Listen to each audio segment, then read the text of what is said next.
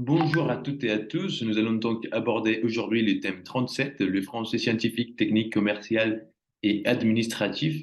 Pour ce faire, donc, nous devons, comme toujours, aller vers notre sommaire qui sera appuyé sur une introduction, puis un petit 2 qui parlera du français technique et scientifique avec les besoins de ce type de français et les caractéristiques de ces deux types ou de ce grand type que, si vous voulez, des Français, avec un référent, l'importance du référent face à l'importance des interlocuteurs, l'objectivité, le vocabulaire spécifique et la syntaxe. Et finalement, les Français commerciaux administratifs avec aussi ses besoins ou leurs besoins et leurs caractéristiques. Et finalement, on en tirera une petite conclusion. Ceci dit, dans l'introduction, comme toujours, nous allons donc y ajouter une petite citation. L'importance, on va partir aussi avec un petit paragraphe avec l'importance qui a le contexte aujourd'hui dans l'enseignement de langue étrangère et donc aussi du texte. Euh, Nous savons que ce type de textes sont très importants et qu'il y a des routines que les élèves vont connaître dès les premiers niveaux pour aller acheter, pour s'ils tombent malades, qu'est-ce qu'ils doivent faire. Donc tout ça est fait de A1 à B1. Donc voilà, très important, même si après on peut continuer et développer ses compétences dans les textes, par exemple dans ceux de l'administration, dans les niveaux supérieurs, mais nous allons beaucoup nous centrer sur ces quatre types de textes. Et finalement, une introduction au sujet où on va dire que l'on va donc aborder les français, les scientifiques et techniques ensemble, et puis les commerciales et l'administratif aussi dans un même groupe, même s'il y a des différences entre les types de textes qu'on peut trouver, même à l'intérieur d'un même type. Donc, même à l'intérieur du type texte du français scientifique, on va trouver des textes de divulgation ou des textes qui sont pour d'autres scientifiques. Évidemment, ça va énormément changer, mais nous allons donc les regrouper ici pour une meilleure repère. Euh, Ceci dit, dans les français scientifiques et techniques, on va d'abord différencier que les français scientifiques est plutôt théorique. Donc, il sert à exposer des idées, des hypothèses, des résultats, des expériments. Alors que le français technique, de l'autre côté, il est plutôt basé sur la praxis. C'est-à-dire, il va nous montrer ou il va parler du mode d'emploi, de comment faire. Donc, il va avoir un référent présent dans notre vie, dans notre situation de communication. Dans les besoins de ces deux types de Français, il y a on va dire une exigence désignatrice, c'est-à-dire que l'on va beaucoup parler d'une chose, du référent, par exemple d'une bactérie. Bah, on va beaucoup parler de cette bactérie, on va toujours faire référence à ce type de bactérie. Dans le matriciel, bah, ça veut dire que l'on va aussi euh, euh, mettre, si vous voulez, ce type de français dans un type de texte concret, en particulier qui va avoir ses propres intentions de communication, sa propre visée. Donc, si l'on va, par exemple, faire un texte argumentatif, ben, on va devoir convaincre. Alors que si on va faire un texte explicatif, on va plutôt suivre une démarche explicative. On pourrait ici parler de Jean-Michel Adam qui, en 1997, il parlait déjà de ce type de séquences. Euh, donc, dans ce cas, ce serait la séquence explicative que l'on utiliserait. Et puis, la mise en discours, comme je viens de dire, c'est totalement différent si l'on va parler si l'on va présenter notre texte, notre discours à quelqu'un qui est légaux dans la matière, c'est-à-dire qu'il ne connaît pas en profondeur la matière, ou à quelqu'un qui, oui, est un scientifique, donc il connaît déjà tous les termes, et on peut rapidement aborder les sujets avec les termes les plus précis possibles, sans besoin de faire des paraphrases ou des explications. Ceci dit, nous devons passer aux caractéristiques qui vont accomplir les besoins de ce type de texte. Donc, tout d'abord, on a quatre grandes caractéristiques que l'on va grouper. Donc, d'abord, il y a une caractéristique de ce type de texte où les référents a une place plus importante que les interlocuteurs. Ce n'est pas comme dans un langage du quotidien où les moi et les toi, les je et les tu vont être très présents. Ici, il va y avoir un effacement total ou presque total des interlocuteurs pour une plus grande présence du référent. Évidemment, si on va parler d'un type de bactéries ou d'un sèche-linge, on va parler de cet objet, de cette chose, de ce référent, et pas de moi ou de vous, de toi, non. En tout cas, dans le français scientifique, on peut trouver les nous qui fait référence à la communauté scientifique, mais normalement, on va essayer d'éviter ça.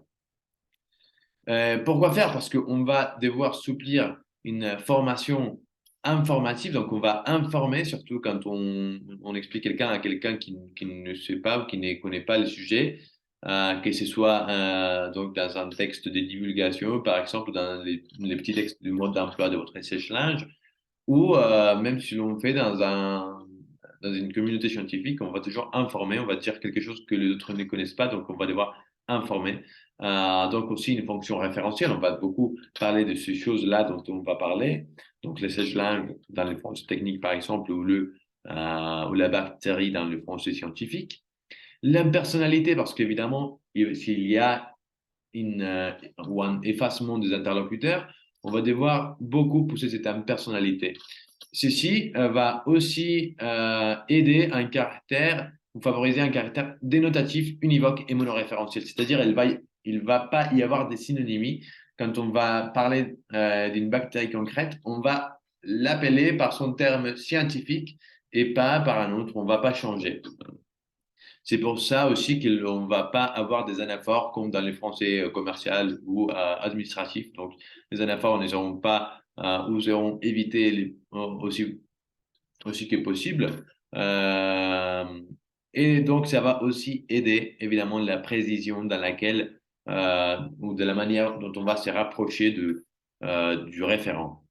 Par rapport à l'objectivité, on va avoir une fonction référentielle aussi, d'accord? Donc, on ne va pas donner notre avis, mais il ne va pas y avoir des sentiments, il ne va pas y avoir des disparitions, il ne va pas y avoir, par exemple, des différences à l'écrit ou à l'oral. Les discours d'un scientifique, c'est évidemment très complexe ou avec des termes que l'on pourrait trouver dans le même écrit, et à l'homogénéité, c'est-à-dire il ne va pas y avoir des registres. On ne va pas parler en verlan lorsqu'on se trouve entre médecins. Et il va y avoir même un jargon. Donc, à l'intérieur de chaque communauté scientifique, par exemple entre médecins, entre avocats, on va toujours parler avec leurs propres mots qu'ils ont pour dénommer les référents dont ils vont parler. Il va y avoir aussi un vocabulaire spécialisé. Parce que, étant donné que la science et la technologie avancent de plus en plus vite, on va devoir trouver des procédés pour créer des mots, pour les néologismes.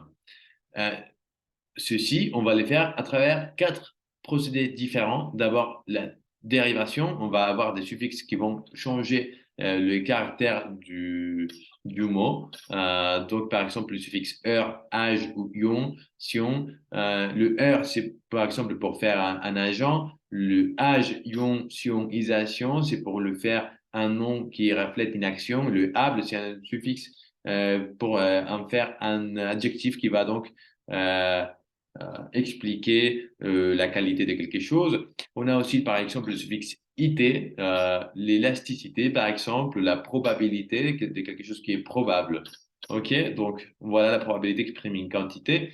Alors que les préfixes, on va surtout dénommer D et RE, D pour nier, pour en faire la chose négative, même s'il y a, vous pouvez probablement trouver sur YouTube un petit sketch des mamans à propos de ces préfixes-là, et re qui signifie deux fois, d'accord, ou plusieurs fois. Encore une fois, c'est de répéter. Comme ça, par exemple, au revoir, c'est un terme que l'on a déjà inclus dans le langage du quotidien, mais ça veut dire au prochain voir. Donc, on se verra dans une prochaine fois. La composition qui sert donc à, par exemple, c'est un ouvre-bouteille. Donc, quand on a deux mots, on en compose un nouveau mot grâce à ces deux mots ou parties des mots intérieurs. La siglaison, où l'on va trouver des sigles des différents mots, par exemple l'ONU, l'Organisation des Nations Unies, ou les emprunts. des emprunts qui vont donc être pris des autres langues, notamment l'anglais, où l'on va trouver des emprunts phoniques, hein, on va le répéter tel qu'il est, ou que l'on va l'adapter, pardon, à notre langue, phoniquement, tels qu'ils sont, d'accord, quand on le prend, comme je dis, par exemple, un pendrive, voilà, un calque, quand je fais une traduction littérale à ma langue, même si celle-ci n'a plus de sens dans ma langue maternelle, mais on le fait quand même. Et ça reprend l'essence de la langue euh, de la langue d'origine.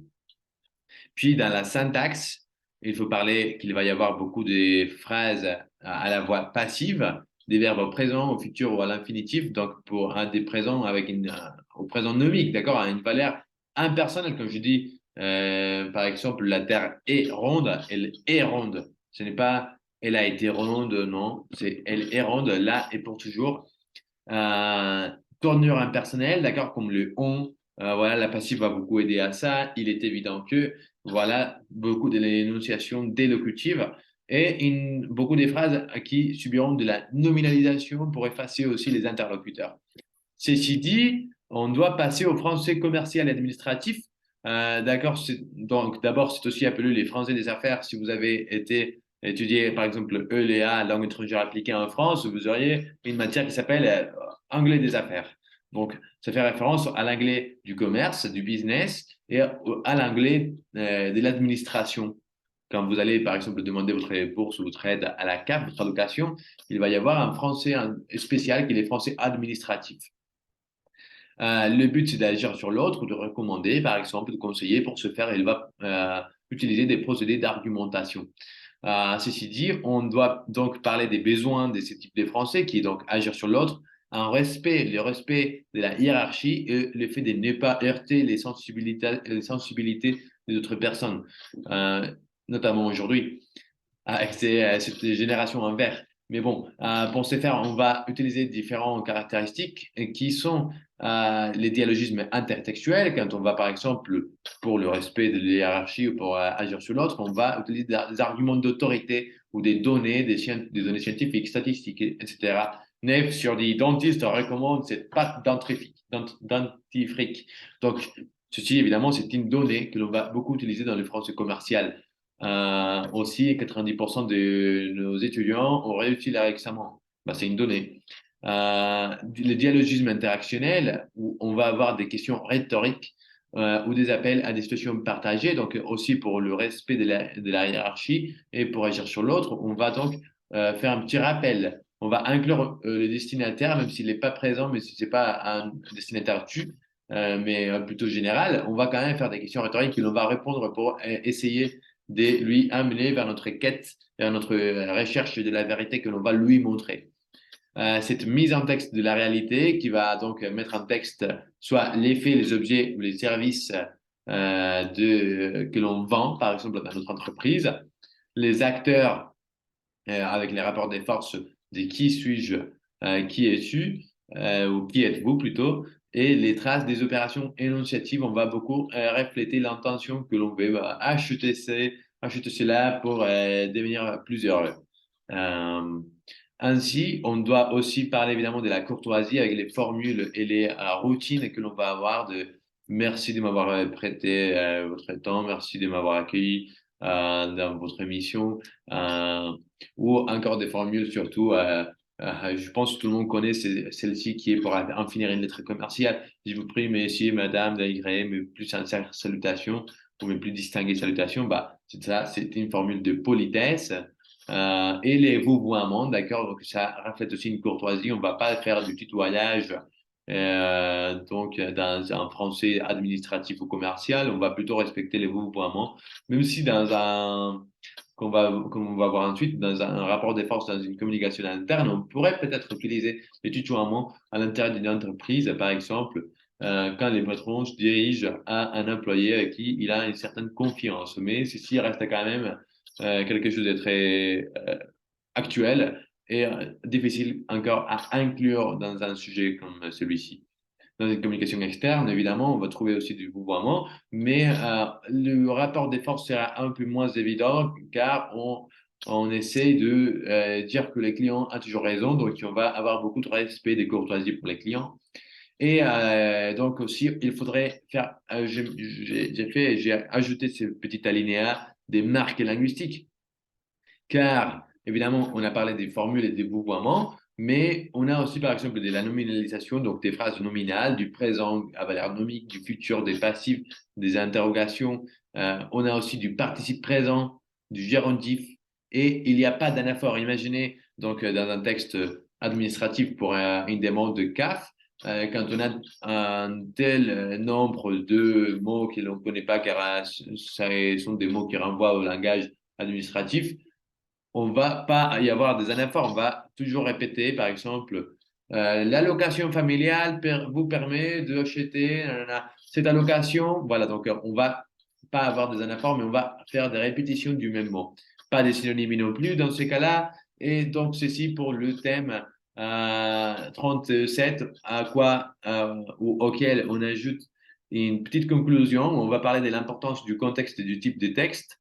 Pourquoi est-ce que c'est important? De la compétence plurilingue, évidemment, d'aller savoir sur les plurilinguismes. Vous savez qu'il faut réfléchir entre la langue maternelle et la langue étrangère. Donc, évidemment, ces textes ou ces types de textes ou ces types, pardon, des langages existent aussi en espagnol. Donc, on va faire que nos élèves réfléchissent à ceci. Et on pourrait aussi, si vous avez le temps, de proposer une activité type.